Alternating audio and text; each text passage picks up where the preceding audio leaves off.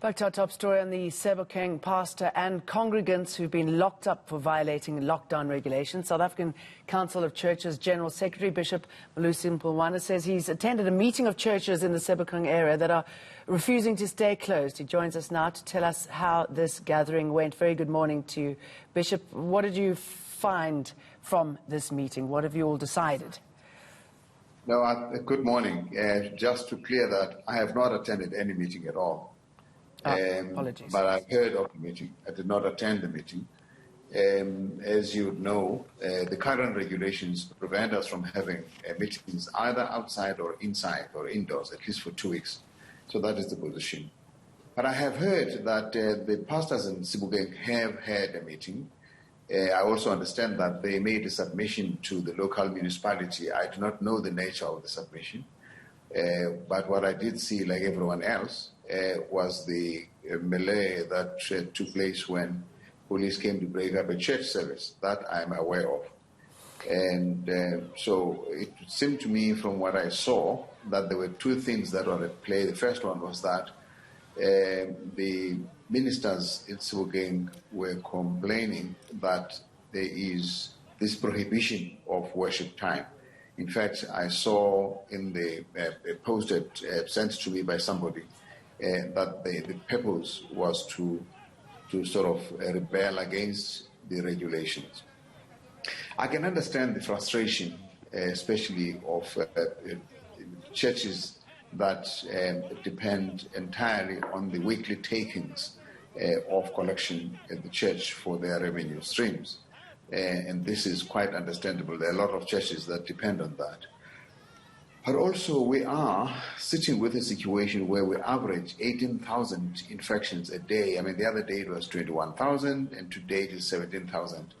And there is nobody who is not conscious of the gravity of the current situation.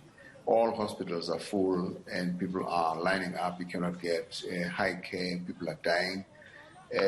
I don't know anybody that doesn't know somebody that has died. And so the nation is sitting with a very grave situation. And I think all of us need to see how to contribute to that as best we can. The complaint that they were not consulted, again, I think it's just an expression of frustration because no government can possibly consult every fraternal in every municipality across the country. In fact, even national organizations such as the SACC were not consulted. Nobody gets consulted when government decides necessarily on these kinds of things. We all were shocked by the decisions that were made, but we had to abide by them because we see what it is seeking to achieve.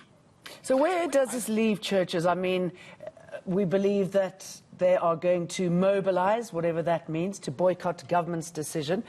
I mean, they've been told not to meet. It seems they'll continue to do so. But we also saw a heavy-handed police approach there, totally out of sync with what was actually going on.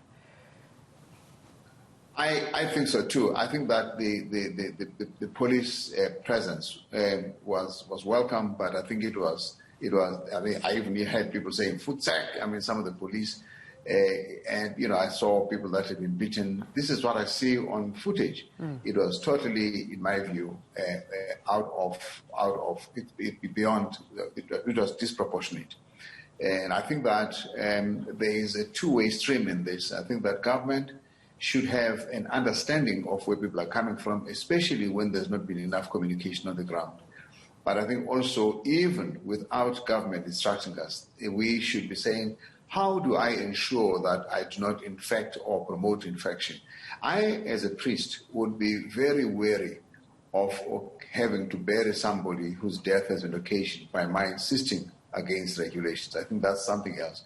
Our ministry, we've been called to comfort God's people. We've been called to assure them of God's vision of life in its fullness, as it says in John 10, chapter 10, I've come that they may have life and have it to its fullness. And that means we must prevail against heavy-handedness of government. We must also prevail against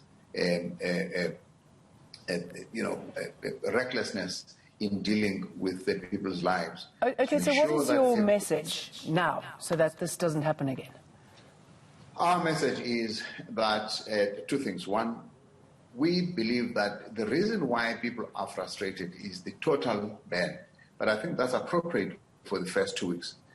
We do know that this happened in the past, and people are saying that they said a few days, a few weeks, and it extended. Maybe there is a need to allow for at least a limited number of people to worship, maybe 50 even, if they can adhere to the regulations.